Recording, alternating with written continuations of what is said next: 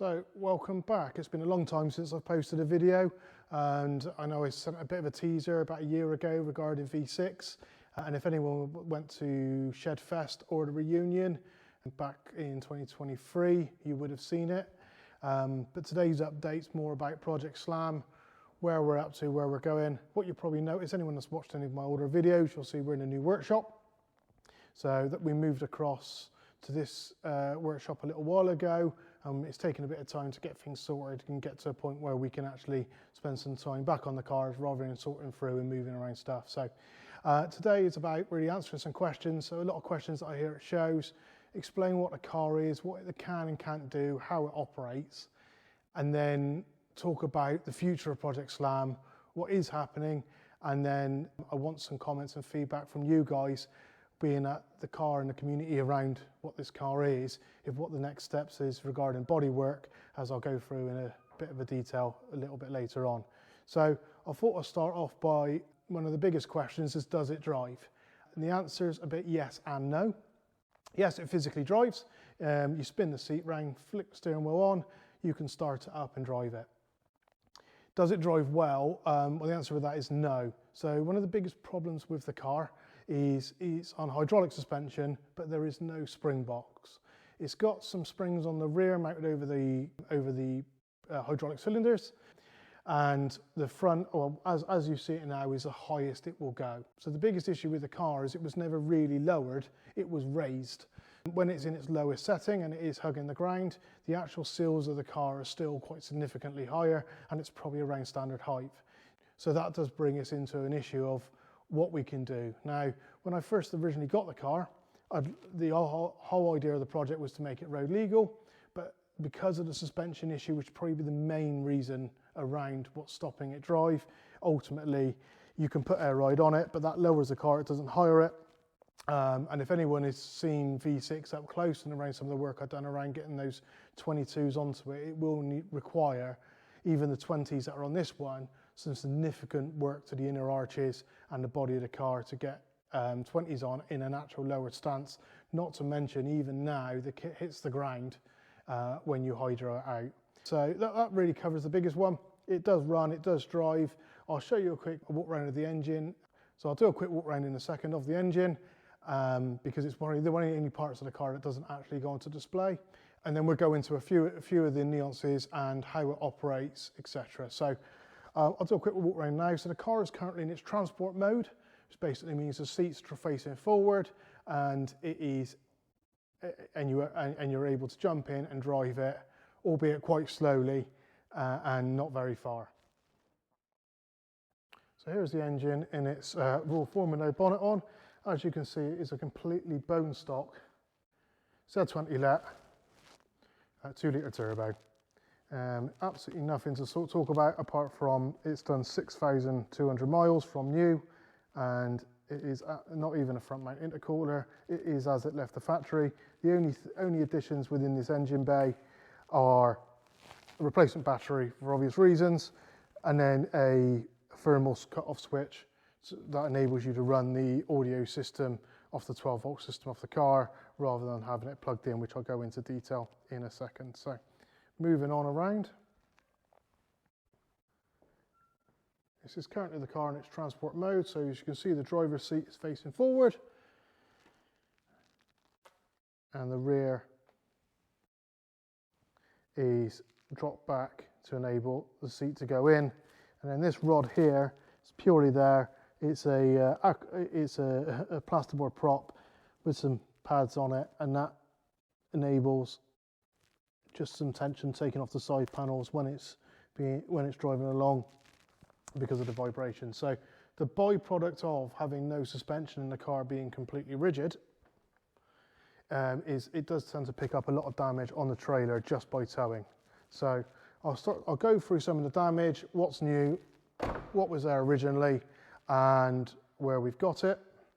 So I'll start off with probably my biggest mistake, which was this one here.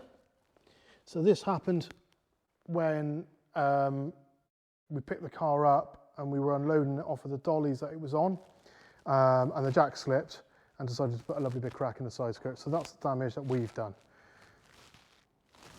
Going around to the side, now the biggest problem with the car, realistically, was this side panel. I think everyone's probably, if you've seen it at a show, you've seen the plastic just covering it over. Now the issue there was when it was left outside in its abandoned state, it was hydroed out. Now what had happened is if you look down into the wheel arches, you'll see there's the big void here. So I've cut these out to allow the actual wheels to tuck in slightly. So what would happen was the wheels would drop down, it would sit on the physical body kit. I think over time in the weight of the car, what that had caused is a slight crack there. As it went in through the winter with the frost and the cold, that would crack and it basically detached this piece from the side of the car. Internally underneath, it's all been refiberglass, so it's now back on the bodywork. However, it has left the scars of the damage. Coming around to the front, it's got lots of little battle scars here and everywhere. The roof is held up really well. As to the back end, with a few marks on the lower. The fuel cap was another issue. So down in here, as you can imagine, with years of, because of the shape of it, it was just filled with mold and rot, and it just ate through the lacquer. One of the other big problems with this cap is you can't actually secure it into the car, otherwise it wouldn't open, because as much as they've cut the hole out for the cap, it will just hit on the bodywork, so we have to leave it completely loose, and it's just a couple of magnets that hold it into place. So around to this side, this side's held up pretty well on the rear. There's a few chips and marks down on the door, but unfortunately the paint's starting to blow on this front. Now around to the front, we've got a big crack here, and another one forming on this side. Now it was cracked, however, I know quite a few people may have seen it at the British Motor Show this year. So I had some mechanical problems when I was coming into the show, and when leaving, essentially the car was running on 3 cylinders. So as I went to load it onto the trailer, the suspension wasn't in its fully raised position. As it's gone up the legs, it caught the front bumper. So the damage from it has extenuated the crack here, which there was some damage, but it has made it a lot worse. And if we look round to the side, there's a significant bow within the bumper now. But more than anything, it's opened those 2 cracks up. It's cracked along the front here. This side of the bumper has dropped quite significantly, and the whole front end is now quite wobbly. A lot of the mounts underneath are broken. Obviously the biggest problem is you can't take anything off, as it's all moulded into itself to be able to do anything. So we're now at a point around the bodywork where it needs to be done. I don't think, as much as it was great to preserve it, and it was quite nice to hear from the community, as much as you'd bring a car to a show with quite a lot of damage on it, everyone understood what it was, the history of the car, and it kind of made point of it. I think the reality is, to be able to replicate this paint job is going to be, one, incredibly difficult, and secondly, incredibly expensive. Now, just to make people aware, none of these are stickers. This is all painted, even down to the Maguires. All of this is airbrushed onto the car. So I've spoken to a couple of companies, and I'm potentially probably looking at wrapping the car.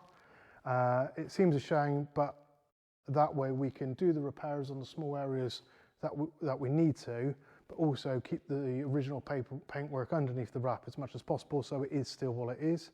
Now, I think the question is do we wrap it again in the yellow and the orange, which I'm quite keen to do, and replicate the look and the colour, potentially change some of the graphics and sponsors on the car to something a bit more modern. So that's probably the biggest question, probably where if there's anyone that wants to drop a comment of what you would do, because realistically repainting it in this scheme isn't going to be an option. For the cost involved and the damage it picks up, it's just not viable. Now, coming on to the damage in the car itself, what an option we do have, and bear in mind that because we will be painting, or we'll be doing some bodywork to it, it's whether or not look at replacing the suspension or potentially adding a spring box. Although as much as that does then give us a suspension, so we won't be picking up as many body damage because it's rigid, what the question is at the moment is looking at something like the front bumper, is whether or not we do a horizontal cut through the bumper all the way around and take an inch out of it. By potentially doing that to the whole kit, by raising it an inch or so, will then potentially enable us to add air ride or a spring box to the hydraulics and actually be able to lower the car but give it some suspension. If that comes out well, there is a point where actually we could make it a running, driving, actual road going car. Much as it's never going to travel far, it would be nice to be able to take it to a couple of coffee meets, Sunday morning shows, etc. So realistically, that's a big question for you guys.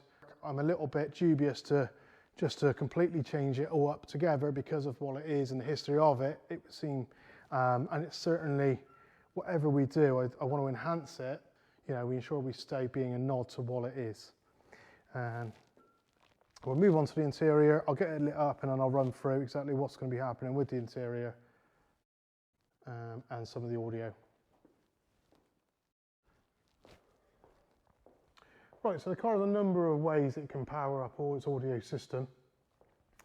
So number one is it can run off the alternator. So under the car there's a small inverter. It's big, there's a switch under there, plug an Anderson socket in underneath the car, and that will run all the 12-volt system. But as most of you have probably seen it at shows, it's normally got a wire hang out of it, which is essentially here at the moment, so it can plug into the mains. So what that does is the mains run two things. The big screen TV and a 80 amp DC charger that is within the box down here.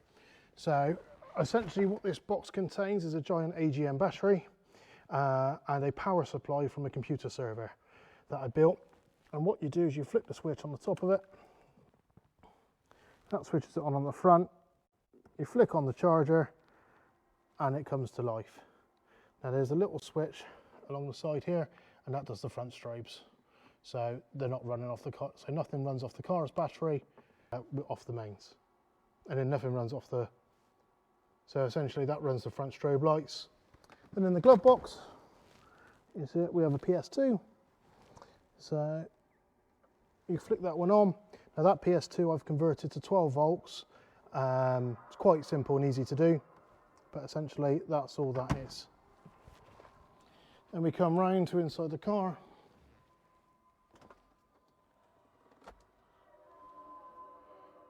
We flick on the stereo.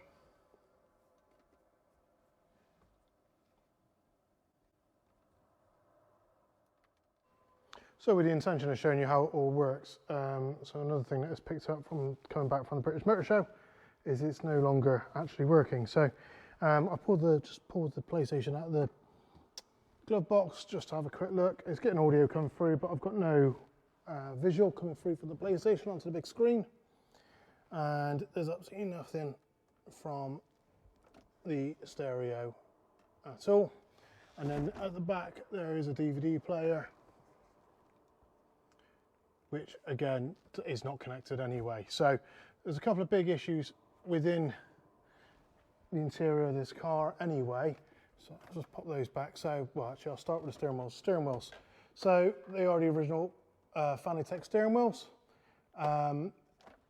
I've pulled them apart and done some dry soldering and a few bits and bobs over the years. But every time you use them, after 10, 15, 20 minutes, they end up cutting back out and dying anyway. So the steering wheels don't particularly work anymore. There's a number of issues with the screens. So anything after about 10 to 15 minutes, the side screens will start flickering. I'm sure it's some dry solder. If you look back to some of my earlier videos when I first got it and I was getting it up and running, you'll remember behind the screen on the parcel shelf, there's a stack of brains for these screens. Now, they've done a really good job, but ultimately they are dead. And also the brightness and the angle of viewing on them is pretty rubbish as well in today's standards, considering they're old school TFT monitors, and everything here is quite temperamental. Coming around to the boot.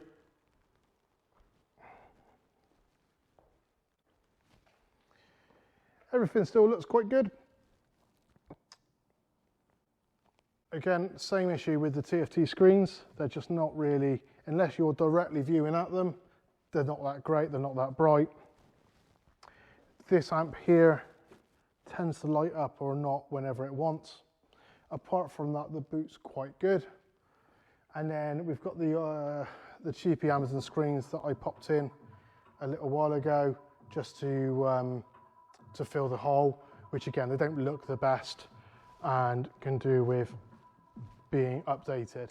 So this is where the plans come in with this. So what we will be doing, and it's, I've acquired most of the parts, is we're going to be doing an audio update. I want to get rid of the battery box under the dash and really get into some of the gremlins and some of the stuff behind the original install. The whole install is still running off a PlayStation 2 and all the original equipment, in the most part, from when it was originally built. The biggest probably change within the whole system is the TV itself, but it was incredibly heavy and the viewing wasn't great on it. So I replaced that when I first did the install and put a new LCD in there. It is time now to start replacing some of the other screens.